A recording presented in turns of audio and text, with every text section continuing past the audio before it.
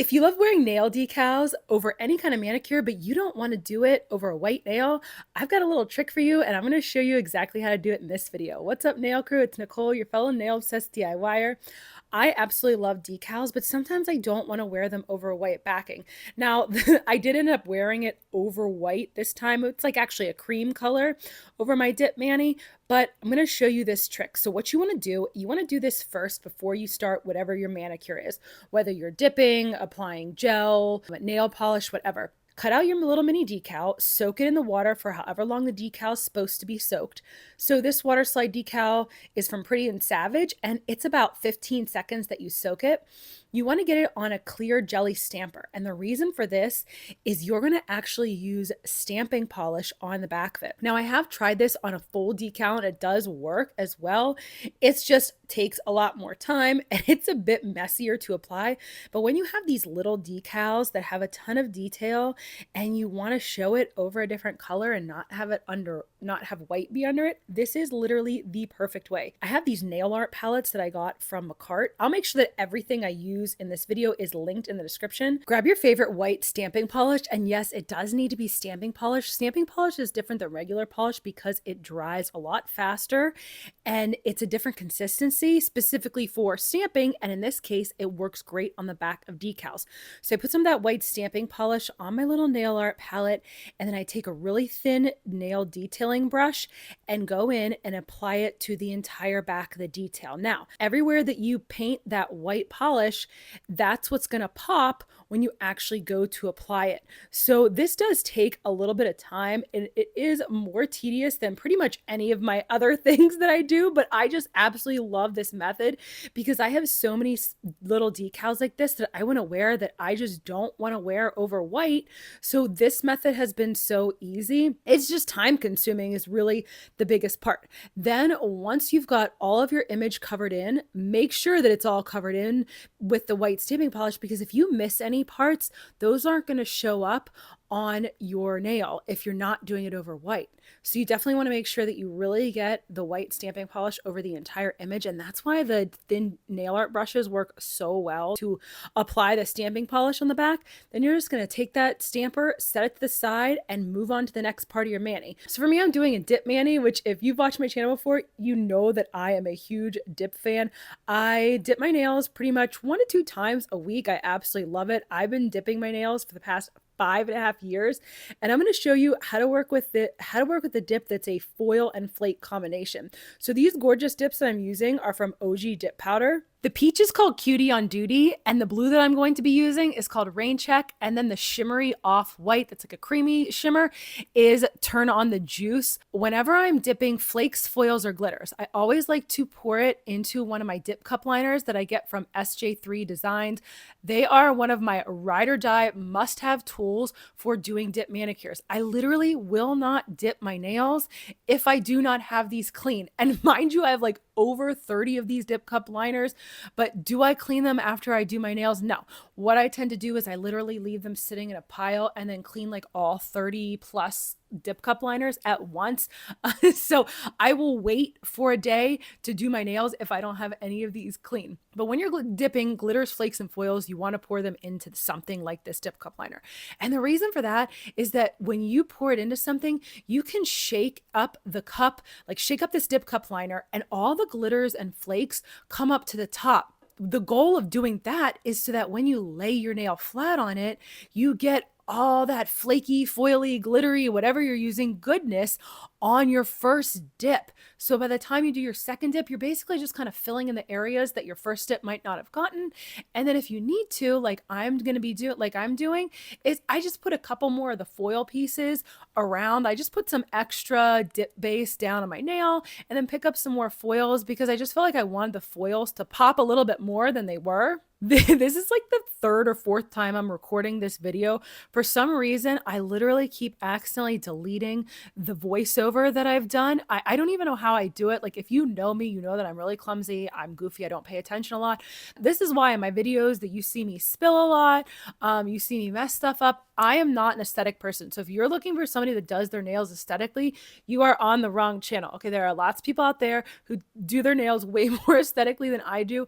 I'm trying to teach you guys how to do your nails the easiest, most efficient way possible so you can just enjoy them. And I tell you, like, what I found works over now that I'm thinking about it, it's been almost 6 years since I started dipping. I rarely dip my nail into the jar. For me, that's more of an aesthetic thing than actually a practical, usable, workable way to do your nails. I get that that works for some people. Most of those people have been doing their nails for a really long time that you see on social media, dipping their nails into dip powder, or they're just really freaking good at doing their nails. I still, after this long, I'm not the best at doing my nails. I'll be the first person to admit it. I make a lot of mistakes. So I've had to learn what works for me. So when I'm doing glitters, flakes, or foils, I lay my nail flat onto it, onto the powder, which is part of why these dip cups are so important to me.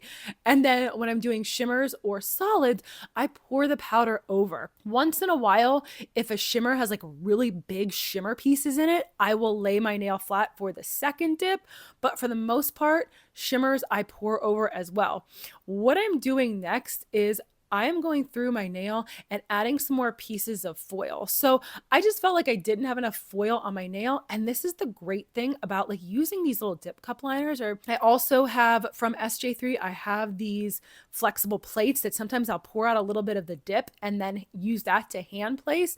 What you want to do when you're hand placing is you just put some extra dip base down on your nail, and then you can use either a wax tool, or I was just using my cuticle pusher because I don't know, I don't even, half the time I forget to grab my wax tool that you use to like place glitters and foils and stuff, just because I'm super forgetful.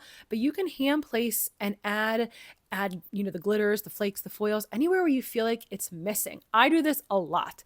This is how I do, especially when I'm doing chunky glitters. I hand place a bunch of the chunky glitters at the end. I try to get as good of a pickup as possible on my second dip to get as many of the chunky glitter pieces as I can.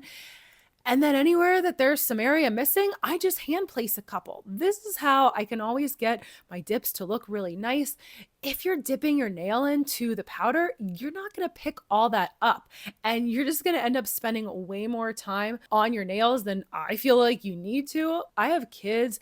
I work full time. I actually work 2 jobs. I am not trying to spend any more time doing my nails than I need to. This is supposed to be like relaxation, an escape, a joy for me. So I try to do things as efficiently as possible. Plus, I don't really pay attention a lot. So that's part of why you see me like spill stuff and do things like that. You can use an orange wood stick to place glitters, flakes, and foils too. What I like to do when I'm using dip base is I put a little extra dip base ever I see that there are spots that are sparse from, the glitters, flakes, or foils.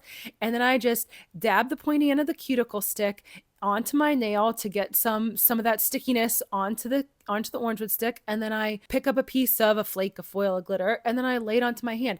That is how easy it is to work with glitters, flakes, and foils. Now, there's a caveat to that, is that you have to get quality dips. So at this point of my nail journey, I've tried over 60 brands of dip powders and over 35 of dip liquids. I think I stopped counting like close to 2 years ago. So it's probably way over that. I can tell from the first time that I use a dip base and the first time that I use a dip powder, if it's going to be a good quality or a crappy quality, if it's going to be easy to work with or hard to work with, just because I felt glitter, I felt dips and used so many different brands. That's the upside to my obsession with this, is I can pass all that information to you guys, right? And I know for myself. Now we're getting to the fun part. So once you have your nails totally done, this is where you're going to add in that stamped decal from before.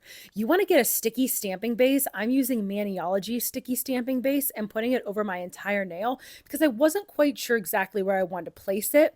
And you want the sticky stamping base to still be tacky but not wet and not dry. So this is something that will take a little bit of getting used to, how sticky it has to be, because you're essentially turning the decal into a reverse stamp. So all you do is once the sticky base dries a little bit, you press the decal down onto your nail and roll it back and forth, and then you can use a silicone nail tool to really smooth it out. After you've smoothed it out, you've got the decal nice and smooth, you still let it dry for like another minute or two, because you're gonna go in with dip base and clear dip powder and encapsulate that entire decal. You will just go over it like you normally do any of your nails. You apply the dip base over, and what I like to do with clear dip powder is I either lay my nail in, dip it in kind of, or I pour it over. Now, something that you need to be really, really careful about when doing this method is when you're applying that clear dip powder over, you have to keep pouring it on like over and over until it is totally soaked into the dip base.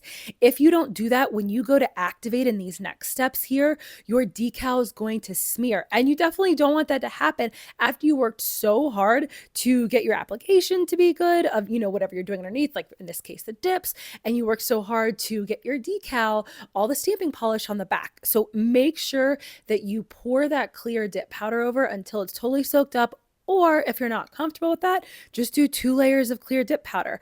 Then you can go in, you can activate, and once your nails harden for the dip powders, you can do your buffing, your shaping, your filing, all that you can do exactly how you normally would. I like to do a little bit of hand filing to kind of fix up any shaping that got wonky because dip adds bulk, and then I really make sure that I buff my nails smooth, like super, super smooth, so that my top coat can sit really nice. I also, to get nice cuticle lines, since I can't do it by hand, I go in with an e-file bit. That's what you see me doing in this video. I use this e-file bit to go around and get the quote unquote perfect cuticle lines because my hands just don't do it on their own. I get that some people can do it on their own with just how their application is, but that's not me. And like I said, I always keep it real here. After I go around my cuticles and sidewalls with the e-file, then I go back in with my hand file and just make sure that, I didn't miss anything. I will grab out one of my big buffing blocks and go over it with that as well. To make sure that the sides of my nails are still curved down nicely, I clean off my nails with isopropyl alcohol and a stiff nail brush. Then I can go with doing my dip top coating. Now, if you want to learn more about easy nail art, check out this next video.